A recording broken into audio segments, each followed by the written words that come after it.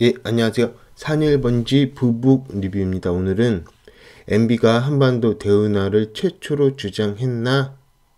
라는 제목으로 MB가 한반도 대운하를 최초로 주장했나? 라는 제목으로 오늘 리뷰를 한번 해보도록 하겠습니다.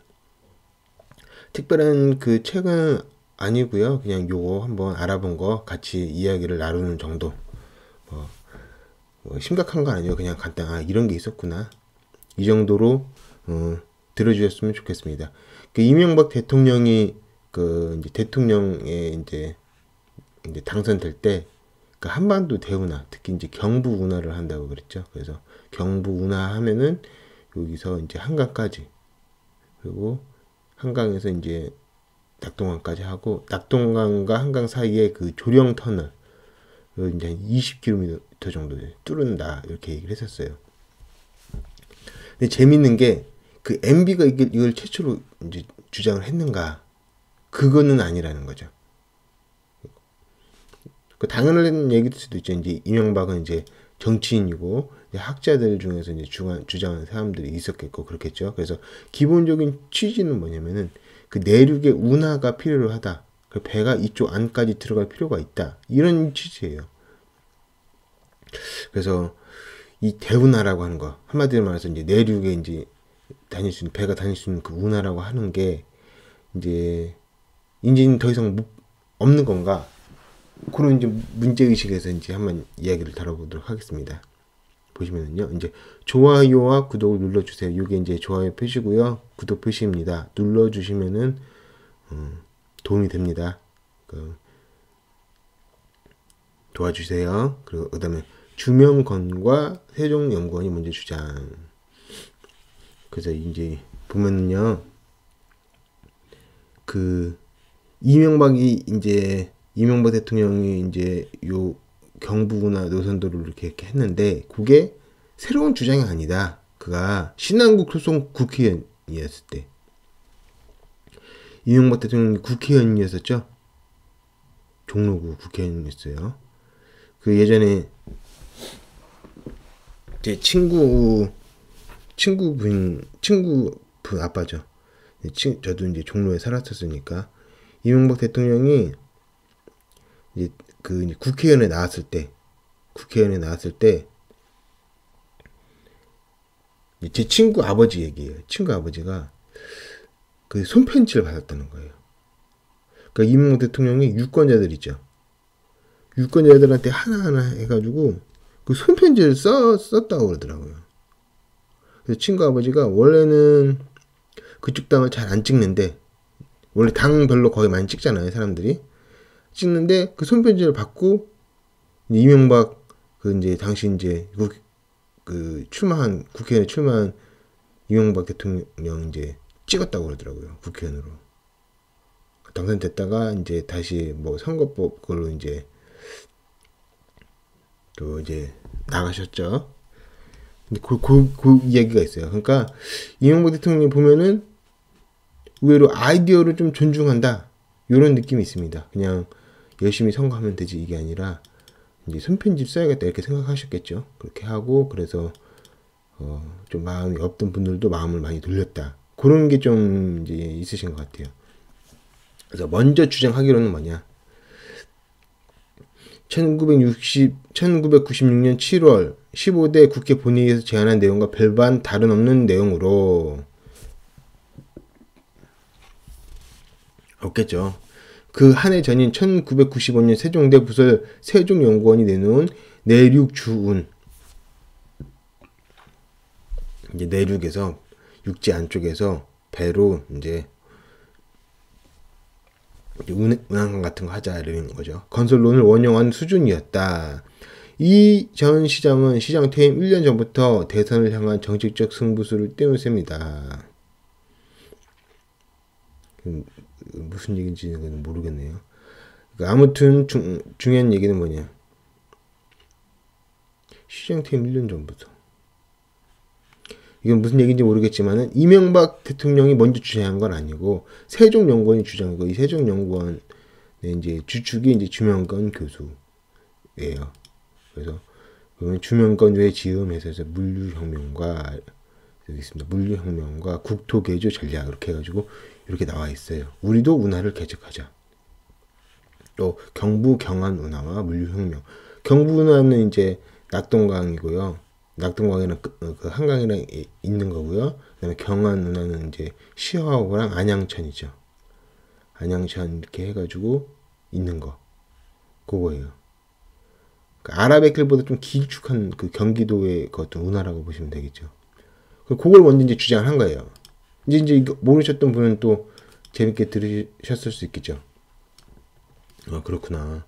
주명건 교수라는 분과 세종연구원이 먼저 주장했고, 그거를 받아서 이명박 대통령이 이제 경부운하 같은 걸 주장을 했구나. 근데 이명박 대통령이 근데 경부운하를 주장을 했는데, 그래서 일단 얘기를 할게요. 주명건 교수 이사장이 명예 이사장인가 이제 되셨나? 근데 이사장이 그 인상 깊어한 1위 운하라고 있어요. 이 1위 운하 때문에 어떻게 됐냐? 여기가 뉴욕이거든요. 여기서부터 1위라고 써있죠. ERIECANAL 이게 1위 운하인데 이거를 이렇게 뚫어가지고 5대5 같은 거 막 돌아다니다가 1위 운하 해가지고 뉴욕까지 올 수 있게. 여기는 허드슨강 있고. 요거에 이제 감명을 많이 받으셨대요. 그래서 1위 운하는 작은 항구였던 뉴욕을 미국 경제 중심지로 만들었습니다. 이렇게 얘기하고 있어요.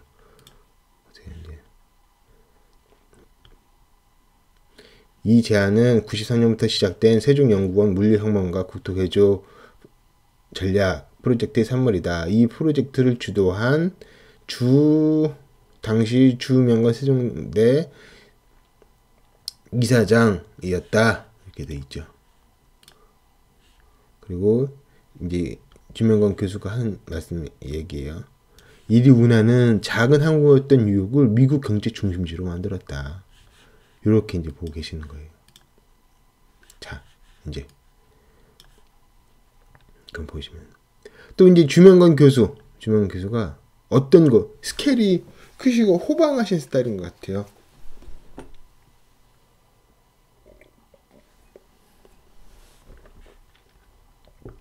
경기만 간척을 해버리자. 여기 사회가 좀 수심이 낮잖아요. 그래서 광개토시를 건설하자. 이렇게 얘기하는 거예요. 울도와 덕적도 사이에 국제평화도시 광개토시 건설. 덕적도 울도 사이에 요만큼 되겠죠. 이게 광개토시를 건설하고 여기를 매립을 해버려가지고 팔자. 개발 이익이 1100조 원이다. 막 이런 계획 주장을 가지고 계세요. 사업비는 90조인데 이익은 1100조다.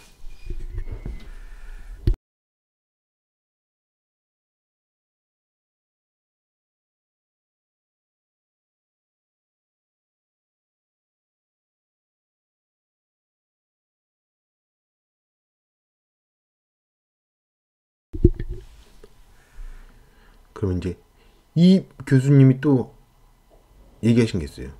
왜냐면은 그 전에 금강운하를 이제 주장하셨다. 그래서 금강백길의 다목적 운하 건설.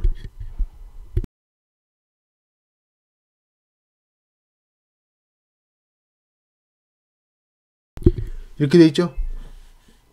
그래서 세종연 주명건 박사 금강백길의 다목적 운하 건설 제안.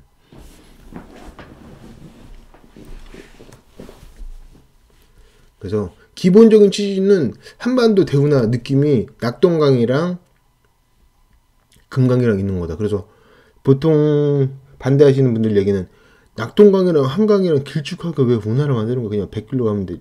그 바닷길로 가면 되지. 이렇게 얘기하시죠. 근데 기본 취지는 금강도 거기 만들고 경안 이제 안양천 시하우 여기도 만들고 경인 여기도 만들고 호남운하도 만들고 연결해가지고 100길로 내륙 깊숙이까지 들어갈 수 있게 하자 이렇게 하는 거예요.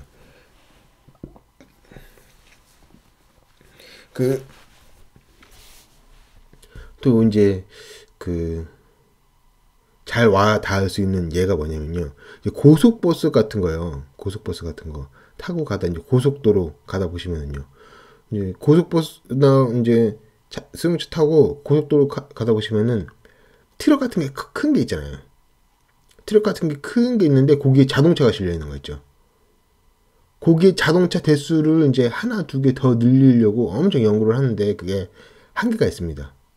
그러니까 자동차 트럭 위에다가 승용차 같은 거 한 6대 정도, 7대 정도, 6대 정도 됐죠. 딱 싣고 쭉 가잖아요. 그 6대밖에 오시는 거예요. 저기 부산 그런 데서 거기까지. 그러면 이제 그걸로 일일이 다 날라야 되는데 그 고민이 엄청 있어요. 그래서 어떻게 하면 한 대 더 실을까? 어떻게 실어야지 더 많이 실 수 있을까? 이거에 대한 고민이 굉장히 많은데 그래서 차를 좀 기울여서 실을까? 뭐 이런 고민이 많습니다. 기술적으로. 근데 이제 운하 같은 걸로 실으면은 배에다가 뭐 한 몇백 대씩 딱 싣고 가면 금방 왔다 갔다 할 수 있잖아요. 그래서 운하에 대한 니즈가 계속 있으리라고 생각이 돼요. 그래서 이명박 대통령 이제 4대강 그냥 4대강 살리기로 바뀌었죠. 배운하 이제 안 하고.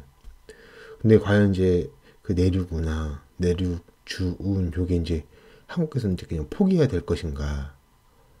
다시 또 이야기가 나올 수 있지 않을까? 그런 이제 생각을 해봅니다. 뭐 하자는 건 아니고요. 진지하게 뭐 하자는 건 아니고 그래도 계속 수요가 있을 것 같은데 이런 취지인 거예요. 그렇게 생각할 수도 있지. 그런 식으로 이제 받아들이셨으면 좋겠어요. 그러면서 이제 주명건 박사가 금강백길 이걸 얘기를 하면서 95년도에요. 이제 95년도니까 이명박 대통령 뭐 얘기나 그 더 굉장히 빨리 얘기하는 거죠.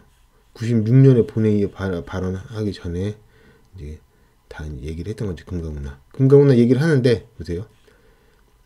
그래서 금강은 이제 운하하기가 좋다는 거예요.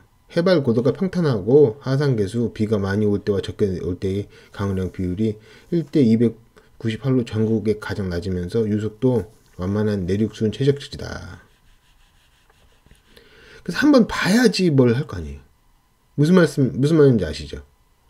한번 운하가 이런 거구나 좀 봐야지 교통량도 이쪽으로 좀 돌릴 수 있고 한 번에 많이 쉴 수도 있고 그렇게 될 텐데 일단 산업시설이 이제 경상도에 많으니까 이제 낙동강 한강 이렇게 뚫으려고 하는데 한번 금강도 해봤으면 어땠을까 이런 생각이 먼저 듭니다. 일단 작게 운하가 뭔지 이제 볼 수 있게.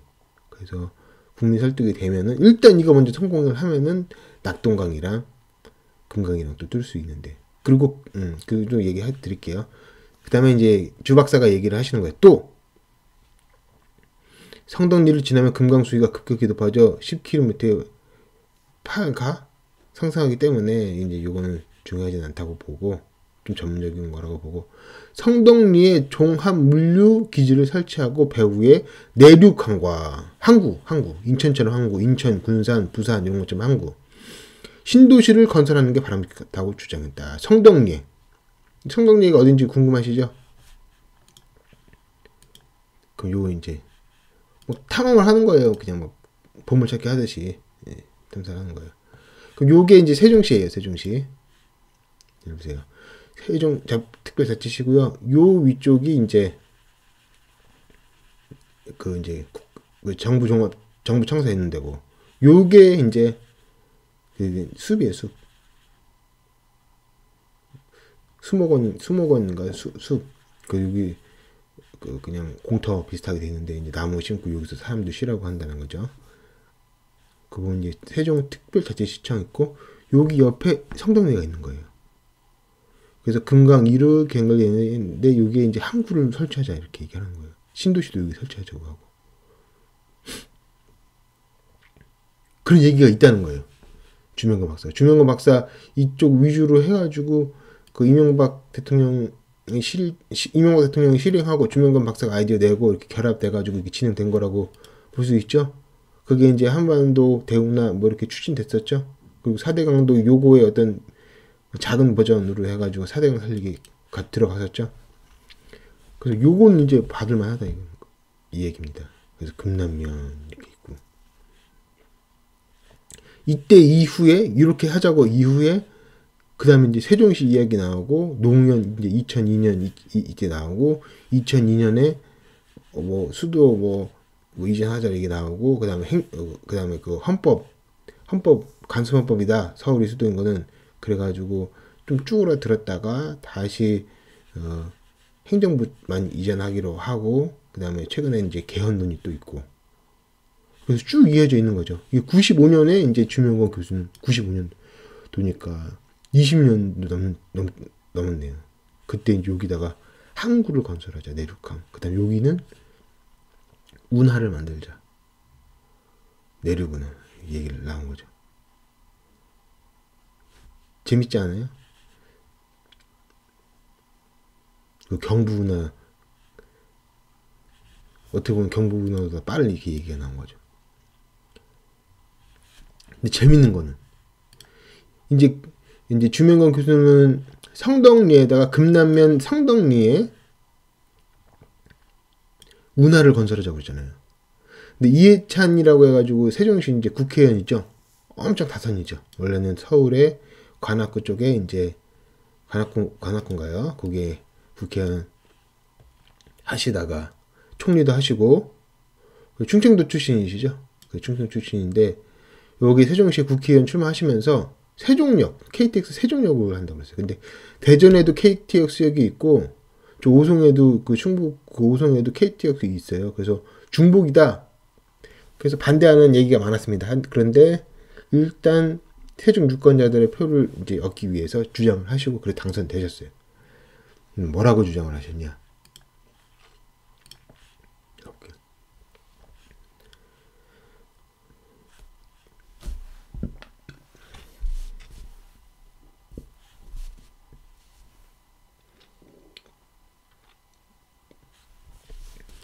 이제 KTX 하자 이렇게 하고, 대상지는 그 어디 땅 위에다 할 거냐? 이해찬 국회의원 세종시 신설을 추진 중인 KTX 세종역의 예정지 및 인근인 금남면 발산 용포리. 여기가 이제 읽으실 수 있으시죠?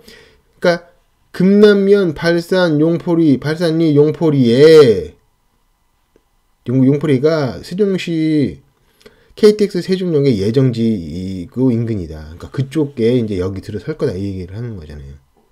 그죠? 그래서 금남면 발산리 용포리를 찍으니까 요렇게 나왔어요.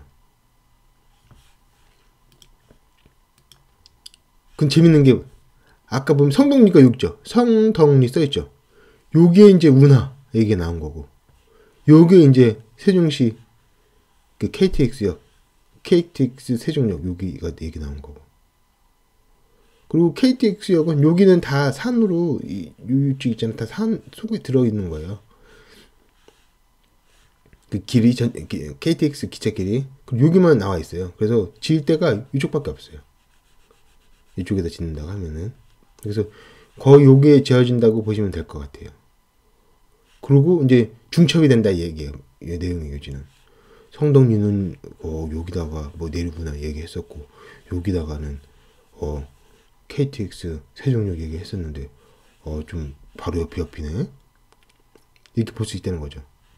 그래서 어쨌다는 건데, 그래서 어떻게 하자는 게 아니고, 그런 얘기가 있네. 그냥 가볍게, 이제 오늘은 가볍게 이제 이야기를 하자 이거죠. 참고 있는데, 한강이랑 낙동강 연결하는 거는요, 이게 터널을 20km를 뚫어야 돼요. 20km는 이제 걷기도 힘들죠. 엄청 길고. 그리고 이게 낙동강이랑 한강이랑 보면 여기 충주호 여기가 이제 한강이거든요. 그 다음에 여기 문경 이쪽이 이제 낙동강이거든요. 이 뚫으려고 하면은 길어요. 그리고 여기 국립공원이 있어요. 국립공원. 그 얘기가 막 나올 수가 있는 거죠. 그래서 이제 산업시설이 이제 여기 많으니까, 경상도에 많으니까 뭐 그런 얘기가 있을 수도 있고, 부산 한번 통해서 들을 수도 있으니까 그런 얘기 있는데, 뚫어서 이득이는 여기가 있을 수 있어요. 근데 그냥 뚫는 거 자체 10km는 여기도 이제 쉽다는 거예요. 음성군 여기만 뚫으면은. 여기가 한강이 이렇게 이어져 있잖아요. 그리고 여기 이제 충주시니까 이게 한강이고, 여기는 이제 금강이죠. 금강이랑 한강이랑 뚫을 수도 있다는 거예요. 더 짧죠? 얘는 길고. 여기서 요만큼까지 길잖아요. 얘는 여기서부터 여기까지만 별로 안 길고.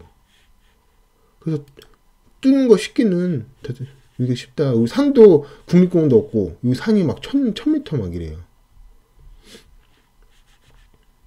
여기 산도 별로 없는 것 같고 뚫기는 여기가 더 쉬운 것 같다. 이렇게 보이죠. 그래서 어쩌자는 건데 그게 아니라 그냥 그렇다 그냥 그러는 거예요. 다른 얘기가 아니야. 어떻게 하자 얘기가 아니라 가볍게 그런 게 있네. 친구한테 그냥 얘기 듣듯이 잡담 듣듯이요. 잡담 듣듯이. 또 보면은 이 금강이 어떻게 생겼냐면은 그 핀 있죠, 핀. 핀세트라고 해야 되나? 그래가지고 철 같은 거 때 핀 딱 끼는 거 있잖아요. 그렇게 생겼어요. 이렇게 꺾게 생겼다 이거예요. 금당 보시면 봐보세요. 여기서 이렇게 시작하는 거니 계룡 여기서 이렇게 시작을 해서 금강 이렇게 와서 이렇게 나가는 거예요. 이쪽으로 와서 이길로 나가는 거예요. 또 한쪽은 이렇게 와서 일로 이렇게 모여서 대청댐 만들었다 일로 나가는 거고. 근데 여기랑 떨어졌어요. 그러니까 여기는 일로 원래 내려가는 거예요. 논산에서 강경으로 가는 물줄기이고 여기는 계룡에서 대전으로 갔다가 세종으로 갔다가 공주로 갔다가 부여로 갔다가 강경으로 가는 물줄기고. 여기가 이어보면 어떨까 한다는 거죠. 그럼 2호선처럼 뺑뺑 돌 수 있잖아요. 그죠? 그래서 운하가 일로 들어와서 배 일로 들어와서 일로 갈 수도 있고 일로도 갈 수 있고 그럴 수 있지 않나? 라는 생각을 그러니까 잡담처럼 해보는 거예요. 재밌게 그냥 그럴 수가 있겠네. 뚫려보면 또 그럴 수가 있겠네. 그냥 아이디어 차원에서 들어보시는 거예요. 그럼 금강산 가운데로 해가지고 도시가 이렇게 삥 뚫려 있는 거죠. 논산 이렇게 있고 강경 있고 부여 이전에 백제 수도 공주 백제 수도 세종 이 지금 수도 대전 과학기술의 수도 과학기술의 수도. 근데 과학기술 많죠. 종사자들이 많긴 많죠. 그렇지만 역사도 또한 있다는 거. 역사를 강조해야지 좋습니다. 역사를 강조해야지. 과학기술보다는 역사를 더 강조해야 될 필요가 있을 것 같아요. 너무 이제 송시열 우암 사적공원 그런 거 있거든요. 너무 저평가되어 있습니다. 예를 들어서 봐보세요. 소크라테스 사약 있죠. 사약 독극물 그 사약이잖아요. 먹고 죽었어요. 한 번 먹고 죽었어요. 그래서 엄청 높이 쳐주죠. 그러면서 이야기거리로 소스로 사약을 마시고 죽었다. 자기가 옳다고 생각하는 거예요. 그것 때문에. 그래서 어떤 정신적인 존재로 높이 평가를 하잖아요. 소크라테스. 철학자의 대명사 이렇게 되고. 송시열은 사약을 3번 마셨다는 얘기가 있어요. 처음 들으시는 분 계시죠? 송시열이라는 사람이 있는데 그 사람이 있다는 거 모르시는 분도 많아요. 근데 송시열이라는 사람이 있는데 그 사람이 사약을 3번 마셨다. 자기가 옳다고 생각하는 것 때문에. 도망가지도 않고. 그런 건 인정해야 되지 않나 이런 생각이 듭니다. 소크라테스는 한 번 먹었는데 송시열은 3번 마셨는데 사약을. 그래서 너무 이제 저평가되어 있는 거 아닌가. 그래서 검색을 해보면은요, 어디에 검색을 하느냐, 조선왕조실록 인터넷 그런 거 있잖아요. 그 들어가 보셔서 검색을 하시면은 그 세종대왕 있죠. 세종대왕과 비슷할 정도로 많이 언급이 됩니다. 송시열이. 너무 저평가되어 있어요. 오래전 인물인데 그냥 역사 속에서만 평가하면 되는데 그걸 현대로 끌고 와가지고 현대 어떤 정치 얘기랑 엮으니까 언급을 안 하려고 하는 것 같아요. 이미 오래전 인물인데 그게 너무 저평가돼 있다 그런 생각이 들고요. 대전에 이제 우암 사적공원이 있습니다. 그다음에 이제 계룡시 군사 수도 논산. 그 논산에 이제 은진면 있어요. 은진면에 은진송씨가 송시열이에요. 그 논산 은진면에 은진송씨가 이렇게 왔다고 하는 얘기가 있어요. 그러면서 송중기가 연예인 있죠, 연예인. 태양의 후예 본 적은 없지만 인기가 많죠. 그 은진송씨 요 내용은 익산 열린신문, 이제 논산이랑 익산이랑 옆에 붙어 있으니까 얘기 다르나 봐요. 그다음에 송시열도 이제 은진 송씨고, 송준길 동춘당, 대전 사람들은 알아요. 동춘당 송준길 얘기예요. 그리고 송시열도 이제 우암사적공원인지 송시열이고요. 그래서 사약을 3번이나 마신 이제 송시열인데, 초점을 어디다 두냐? 건강했다. 요거만 더요. 이렇게 보면 뭐 다나인 한의원에서 이제 얘기를 한 거예요. 다나인 한의원 거기서 가져왔는데, 그래 바로 나 뭐 BGM이 강남스타일인데 유쾌하게 좀 재밌게 만나러 했어요. 그 주인공은 조선 후기 성리학의 거두이자 우암 송시열입니다. 사약 앞에서도 의연함을 잃지 않았던 그의 건강 비결은 무엇일까요? 많이 마셨어요. 많이 마셨다고 그래요. 그래서 사약가에서 건강했다. 어떻게 건강했냐? 이제 한의적으로 이제 얘기 다룰 때 그 얘기가 있어서 이제 그걸로 다루는 거지, 역사로 이렇게 다루려고 하지 않아요. 논쟁적이라서 그런 듯한 얘기가 있는데, 이미 오래전 인물인데 그렇게까지 가야 되는 건가 이제 의문이 들어요. 건강왕 송시열, 실제로 그는 사약을 1사발 2사발을 들이켜도 죽지 않아 결국 입 안에 상처를 내고, 그 3번째 마신 거죠. 1사발 먹고 안 죽고, 2번째 먹고도 안 죽고, 결국 입 안에 상처를 내고 3사발째 들이키고 나서야 그 효험에 죽었다는 얘기죠. 그래서 이제 한 인간을 둘러싼 300년 신화의 가면 벗기기, 송시열과 그들의 나라, 이덕일 역사서, 한국사의 최대 금기. 그 금기가 왜 금기가 될까? 역사인데 역사로 두면 되지. 그 의문이 있는데 논쟁이 있나 봐요. 그래서 사약을 3번이나 마신, 그래서 이야기 스토리가 있고, 그리고 조선왕조실록에서 세종대왕만큼 많이 언급된 인물인데 사람들이 잘 모르고, 그 관련해서 문화 유적 같은 것도 별로 뭐 신경 쓰는 것 같지가 않아요. 그거는 아닌 거지 않나 이 생각이 듭니다. 이덕일 역사서 이렇게 얘기했는데 현대 정치와 엮는 것 같아요 좀. 근데 그렇게까지는 아니진 않나, 이런 이제 의문이 들고요. 그렇지만 일단 이덕일 이분이요, 글을 잘 쓰시는 것 같아요. 글 자체를 잘 쓴다. 읽다 보면 막히는 게 없고 술술 읽히게 잘 쓰신다. 그런 건 이제 인정할 수 있을 것 같습니다.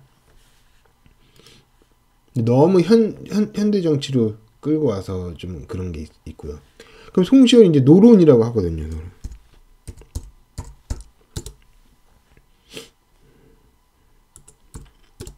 전부 친일파인가?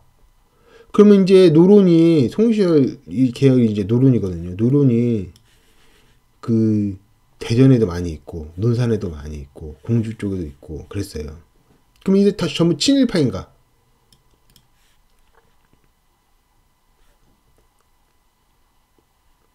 요거 인터넷에 검색을 하면은요, 명륜동 골목, 우암 송시열, 뭐 강화문에서 이렇게 키워드 넣어서 검색을 하시면은요, 요 내용이 쭉 나오는데 거기에 이렇게 있어요. 송시열의 구대손 중에는 세상에 널리 알려진 2사람이 있다.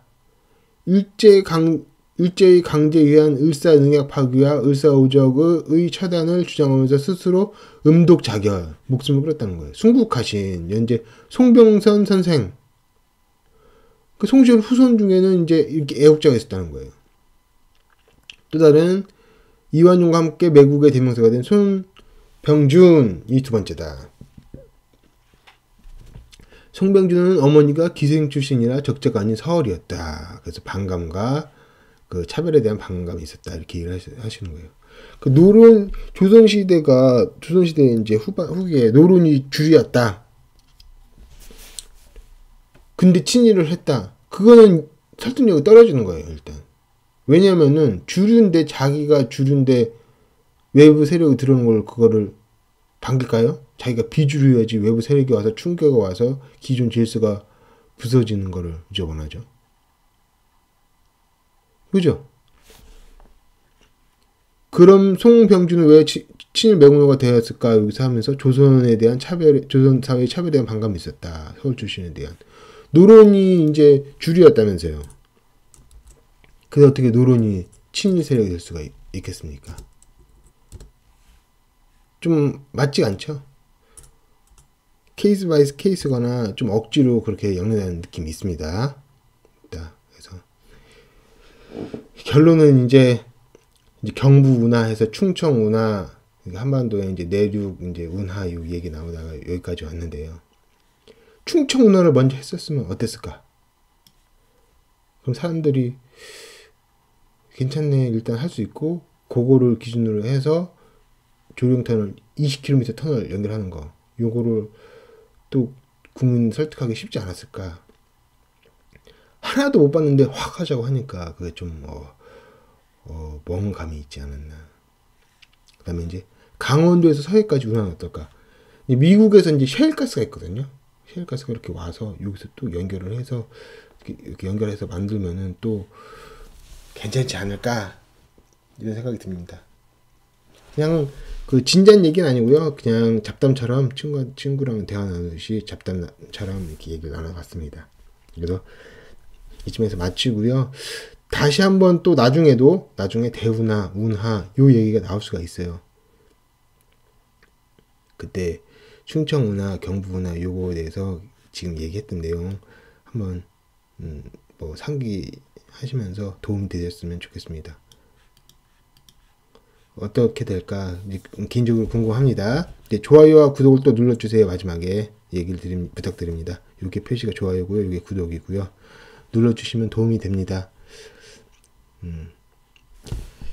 이상입니다. 감사합니다.